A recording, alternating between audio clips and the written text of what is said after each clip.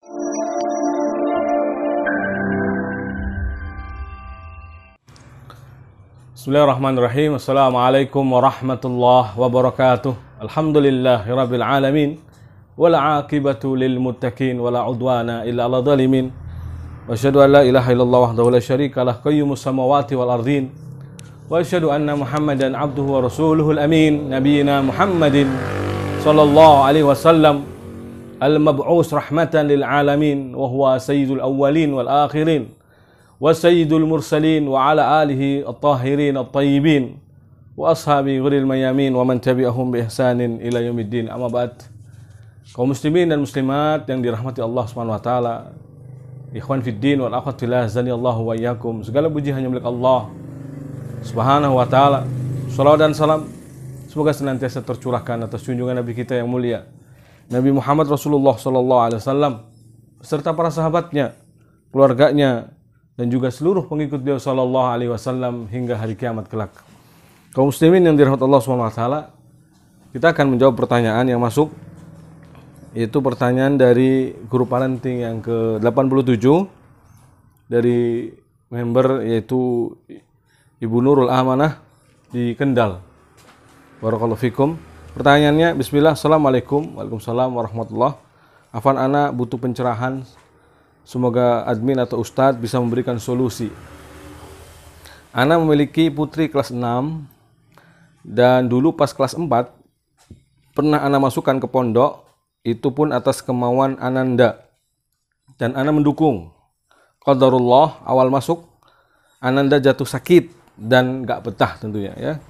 Setelah 1 semester baru ana pindah ke sekolah yang lama. Sampai sekarang rasa trauma Ananda belum hilang. Terlihat dia bingung saat ini, karena beberapa kawan yang dulu di pondok bareng sudah pada daftar. Dan teman dekatnya juga rencana mondok. Ananda jujur ini sekali, tapi masih ada rasa takut. Ya. Ana minta Ananda untuk mengambil keputusan, karena menurut Ananda sudah agak besar dan pernah merasakan juga. Sudah paham resiko yang akan diambil. Ana mendukung semua keputusan Ananda. Bagaimana ya Ustadz? Sebaiknya apa yang Ana lakukan? Apakah yang Ana lakukan sudah benar? Bagaimana menumbuhkan rasa percaya diri pada anak? Nah, 2 pertanyaan di sini. Yang pertama, solusi dari permasalahan Ibu. Alhamdulillah wassalatu wassalamu ala rasulillah wa ba'd, ya. Bahwa Ananda yang tadinya pernah masuk pondok ya, kemudian tidak betah. Ini adalah sebuah yakni perjalanan hidupnya yang dia sudah mulai mengenal dari dunia pesantren ya. Dan qadarullah mungkin karena sakit sehingga tidak betah. Dan ini biasanya menyebabkan trauma sedikit, bukan besar sebenarnya ya. Artinya sesuatu yang wajar. Mungkin ternyata dia baru merasakan beginikah pesantren, kaget. Seharusnya ketika hendak keluar tidak langsung dikeluarkan atau tidak langsung dituruti untuk keluar, tapi terus dipompa, dimotivasi, karena sebenarnya anak kecil itu tinggal bisikan dari kita, pendamping, sebagai pendamping yang mendampingi terus menerus. Namun demikian ya, kaum muslimin dan muslimat yang dirahmati Allah Subhanahu wa taala dan ibu yang di Kendal, bahwa kita harus sebagai orang tua ya, memposisikan kepada anak ini sebagai partner bagi dia, sekaligus juga pendidik, sekaligus juga motivator, sekaligus juga pembimbing ya, sekaligus juga musyrif kalau di pondok ya, sekaligus seluruhnya ya. Sehingga di sini anak ibu tentunya butuh terus dukungan dan dukungan, bukan nunggu dia melangkah baru didukung. Ada anak yang memang inisiatifnya tinggi. Yang seperti ini memang kita selalu berusaha untuk mendukungnya dalam hal kebaikan. Tapi ada anak yang harus dimunculkan, dimotivasi, diberikan stimulus, rangsangan-rangsangan agar dia bisa memilih yang seharusnya. Contoh di sini, kalau ibu ingin memasukkan kembali anaknya ke pesantren, atau kalaupun tidak, ya ke sebuah sekolah Islam, ya, yang lainnya, maka coba gambarkan dengan gambaran-gambaran yang jelas. Jangan sampai di sana dia kecewa, ya. sampai di tempatnya sudah bayangin luar biasa, tapi ternyata begitu mengetahui keadaan sebenarnya tidak sebagaimana yang diharapkan olehnya, dia akan kecewa. Maka di sini setidaknya ada gambaran. Kalau kamu masuk pesantren begini, begini. Pesantren itu dunianya begini. Tentu ibu kalau tidak punya wawasan dan tidak pernah masuk dunia pesantren agak kurang sempurna dalam menggambarkan. Mungkin perlu minta bantuan orang-orang yang khususnya tentu dengan gambaran yang sama. Maksud saya adalah pesantren tradisional dengan modern berbeda. Jadi ketika menggambarkannya pun harus jelas bahwa pesantren itu nanti begini. Hidupnya teratur, disiplin, karena ada waktu di mana ya selalu diawasi oleh ustadz dari mulai bangun tidur sampai tidur kembali. Nah, ini semua harus digambarkan kalau ingin dimasukkan pesantren. Seperti sekarang ada istilah boarding. Nah, boarding ini ternyata kalau dilihat dari sisi kemiripannya dengan pesantren mirip, naam. Tetapi boarding ini cenderung biasanya materi umumnya masih banyak. Sehingga anak itu tidak melulu kayak pesantren, tetapi dia akan diarahkan juga ke dunia umum, pendidikan non agama ibaratnya ya, yang bukan bagian dari agama, tapi menjadi bagian dari manfaat dunianya. Nah, di sini tentu harus bisa menggambarkan, menjelaskan dengan baik ya, bahwa boarding itu begini. Atau kalau tidak survei, diajak survei ke satu pesantren ini begini, pesantren ini begini, pesantren ini begini. Sehingga anak punya gambaran yang jelas. Itu kalau lebih mudah lagi misalnya. Karena ainul yakin dengan melihat langsung, tentu keyakinannya lebih puas ya, ketimbang sekedar gambaran ya. Atau kalau tidak melalui video-videonya ya, diperlihatkan gambarannya ya, kehidupan sehari-harinya kan biasanya ada tuh profil pesantren itu menceritakan dari mulai bangun tidur sampai tidur kembali. Nah, begitu juga boarding ya. Boarding ya umumnya tidak sama persis dengan pesantren. Sama dalam arti menginapnya sama. Nah, tapi kalau dari sisi kemusrifannya, pengasuhannya, pola asuhnya biasanya ada sedikit berbeda. Ada sedikit penekanan dalam pengajaran agamanya, pendidikan bahasa Arabnya, ilmu syar'iyahnya tentu berbeda. Demikian pula yang saya katakan tadi, yang modern sistemnya maksudnya sudah mulai klasikal dengan yang tradisional, tapi tradisional pun sekarang ada yang klasikal ya. Tentu berbeda, kadang ada yang melulu pada penitik beratnya pada apa istilahnya? Hanya materi diniyah saja semua ya. Materi diniyah semua. Ada kalau pondok-pondok pesantren sunnah ya, yang di atas manhaj salaf biasanya hanya kecenderungannya misalkan tahfidz, fokus tahfidz, ataukah kemudian fokus ke bahasa Arab dan juga ulum syar'iyah ya, tahfidznya ada tapi sedikit dan lainnya ya. Jadi harus utuh dalam menggambarkan, jangan sebagian-sebagian lalu kemudian disuruh memilih. Ini tentu menurut saya terlalu berlebihan, karena anak belum punya gambaran yang jelas, anak belum tahu kayak apa dunia pesantren itu. Nah, akhirnya ya, mohon maaf, seperti yang terjadi ke Ananda ini. Ananda trauma. Untuk mengobatinya tentu dia harus diperkenalkan ke sistem pesantren yang sebenarnya bagus, baik, ya, bahkan bersahabat dengan dia, nyaman, indah, bahkan mendukung iklim yang sangat baik, begitu ya. Harus digambarkan kepadanya gambaran yang utuh tentang pesantren yang indah, yang baik, yang spesial, bahkan bisa membantu dalam pengajaran, pendidikan atau keilmuan dia kelak nantinya. Nah, gitu harus diberikan penjelasan, gambaran yang lebih jelas ya. Kemudian motivasi di sini untuk anak ya, ataupun dalam menumbuhkan percaya dirinya, khususnya yang tadi anak ibu ini. Jadi fokusnya harusnya memang ibu tidak boleh selalu khawatir. Kalau temenan dengan ini nanti khawatirnya jadi begini, temenan dengan anak begini. Ini akhirnya nanti anak tidak mudah percaya diri. Ketika sulit untuk bergaul ya, tidak mudah bergaul. Ini biasanya kecenderungannya ya, anak akhirnya tidak mudah tidak tumbuh kepercayaan dirinya. Tapi kalau anak dibiasakan dengan bergaul dengan siapa saja, enjoy ya, nyaman, nikmat ya, tidak hanya fokus ke teman satu saja, melulu ke itu saja, akhirnya tertutup kalau seperti ini. Maka memang harus dikenalkan ke anak kenyataan hidup ya, ada teman yang nakal, ada teman yang baik. Mohon maaf, nakal tentu di sini dalam arti adalah artinya perlu banyak pola asuh ya, pola pendidikan yang lebih urgen lagi, intent lagi, lebih perhatian lagi. Artinya bukan dalam arti nakal seutuhnya ya, artinya di sana namanya anak itu masih butuh pendidikan dan pendidikan. Ya. Jadi ibu yang dirahmati Allah SWT, untuk menumbuhkan anak, kepercayaan dirinya di sini juga bisa perlu ditanamkan akan keyakinan bahwa meskipun berbeda-beda ya suku, misalkan di sini kalau nanti di pesantren itu kan beda-beda suku, beda-beda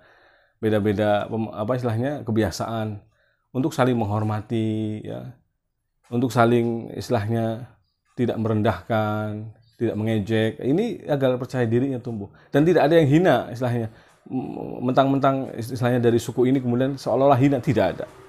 Seakan-akan dengan dia lahir di suku ini kemudian jadi rendah, jadi hina, tidak ada ya. Kita harus kenalkan, kita pahamkan ya corak masyarakat. Di pesantren pun kan begitu kan, ada yang bahkan mungkin ada yang luar negeri, Australia, Amerika. Kadang-kadang ada pesantren yang seperti itu, yang masyarakat santrinya, siswa-siswinya ya, santriwan-santriwatinya dari unsur yang berbeda, yang sangat jauh. Dari Lombok ya, dari Sumatera, dari Sulawesi. Ini karakter yang berbeda-beda, yang sangat jauh.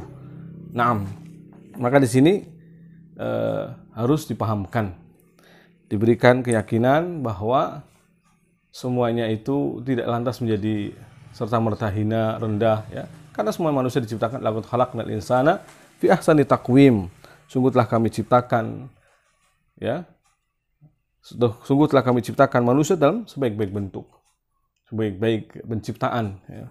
Demikian pula walaqad karamna bani Adam wa hamalnahum fil barri wal bahr wa razaqnahum minat thayyibat wa fadalnahum ala katsirin mimman khalaqna tafdila. Ini sebagaimana tulisan yang telah kami tulis ya. Judulnya cara menumbuhkan percaya diri pada anak ya. Tinggal dilihat lagi tulisan kami ya. Dan sungguhnya telah kami muliakan anak-anak Adam.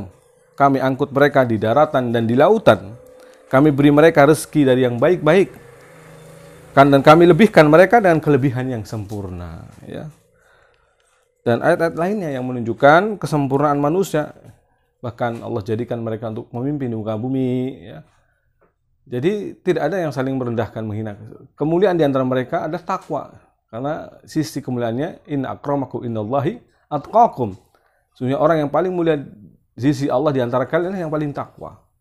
Bahkan mungkin orang-orang yang tadinya biasa-biasa saja atau bahkan lebih rusak dari itu, kalau punya pengalaman-pengalaman buruk misalkan, pun dia tidak boleh kemudian putus asa dari rahmat Allah Subhanahu wa taala.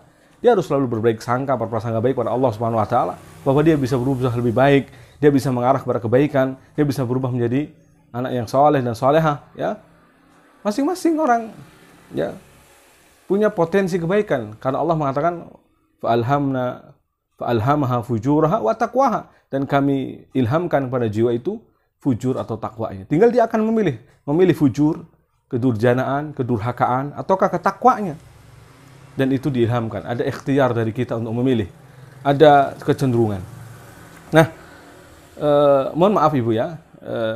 Kami ingin meluruskan di sini dan juga kaum muslimin menjadi nasihat. Jadi anak meskipun umur segitu tidak kemudian kita lepas dalam memberikan pilihannya. Jadi kita harus memberikan gambaran utuh.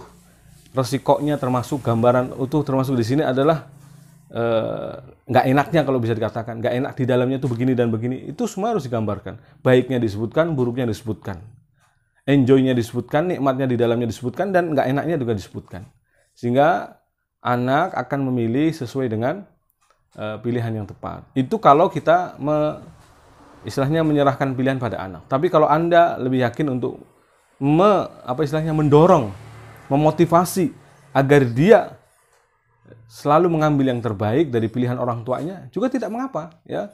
Tapi bukan memaksa tentunya. Karena tadi kita memancingnya dengan stimulus ya, rangsangan-rangsangan yang gambaran-gambaran yang baik tentang dunia pesantren misalkan ya. Tayyib. Banyak ya. banyak dari anak-anak putri yang justru biasanya hafalannya lebih cepat. Banyak yang dari istilahnya anak santriwati itu biasanya lebih banyak hafalannya. Nah, ini dan bahkan lebih baik pergaulannya, ya, lebih cepat menyesuaikan diri dengan tempat tinggalnya atau tempat di mana dia baru menempatinya. Misalkan pesantren, dia tetap menyesuaikan diri dengan cepatnya, ya. Nah, di antara hal yang mungkin bisa membantunya agar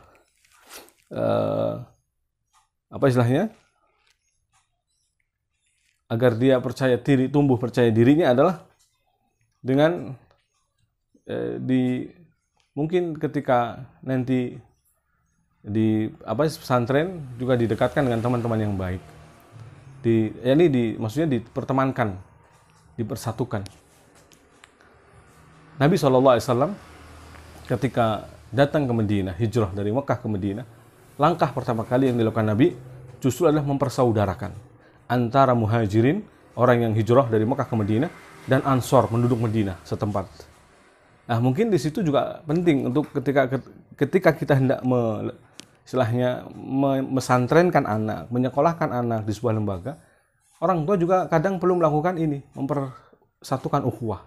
Jadi memperkenalkanlah kepada anak yang lainnya, misalkan ini begini ya, ini anak saya gini ya, tolong dijaga ya, baik-baik ya sama dia ya, sukanya begini soalnya ya, misalkan. Nah, dengan seperti ini jadi enak, ya, karena dipersatukan. Ini yang dilakukan Rasul SAW. Makanya orang-orang muhajirin disambut baik oleh orang-orang Ansor. Padahal orang-orang Ansor adalah penduduk setempat yang mereka tentu punya tempat tinggal. Orang-orang muhajirin belum punya tempat tinggal. Nah, ini mengambil ibrah dari pelajaran ini, maksud saya, di dalam menumbuhkan kepercayaan kepada anak, sehingga anak mungkin tidak merasa sendiri di pesantren, tidak merasa kesepian, tidak merasa tidak ada teman seolah-olah. Padahal dia butuh untuk berinteraksi dengan orang lain, berteman dengan orang lain. Nah,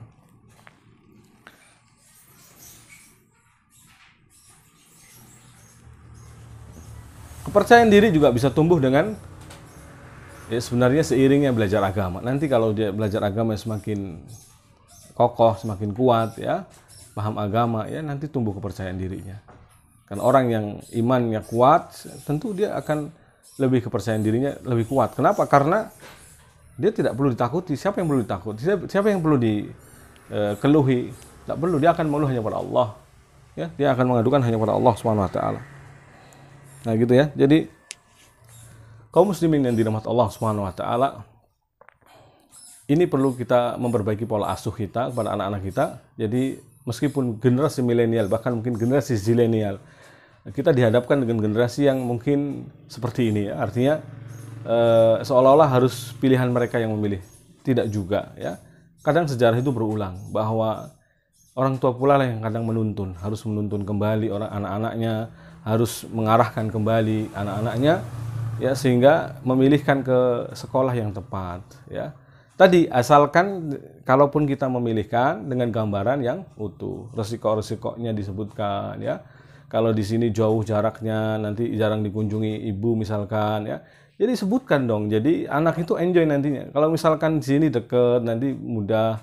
Dan saya punya pendapat mungkin, dan ini mungkin berbeda dengan yang lain, tidak masalah, ya, bahwa kalau anak perempuan sebaiknya lebih dekat ke ibu saja. Maksudnya jangan jauh-jauh mondoknya.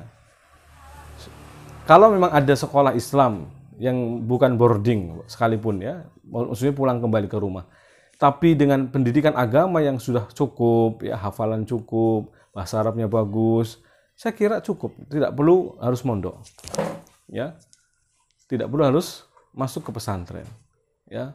Cukup dengan sekolah full day school, sekolah agama yang full day school, ya.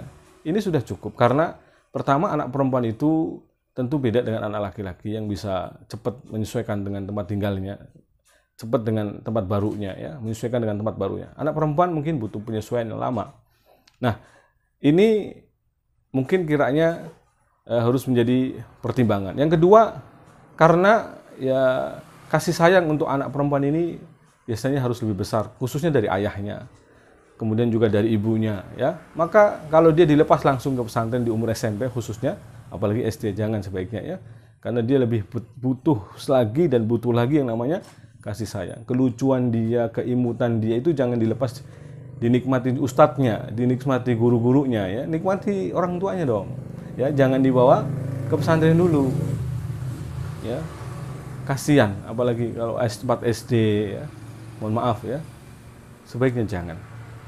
Makanya pesantren sekarang sudah mulai mengkerucut untuk menghapus untuk SD, jenjang SD itu dihilangkan. Karena sebenarnya kalau dari sisi pendidikan dikaji lebih mendalam, umur sekian itu masih butuh banyak perhatian orang tua.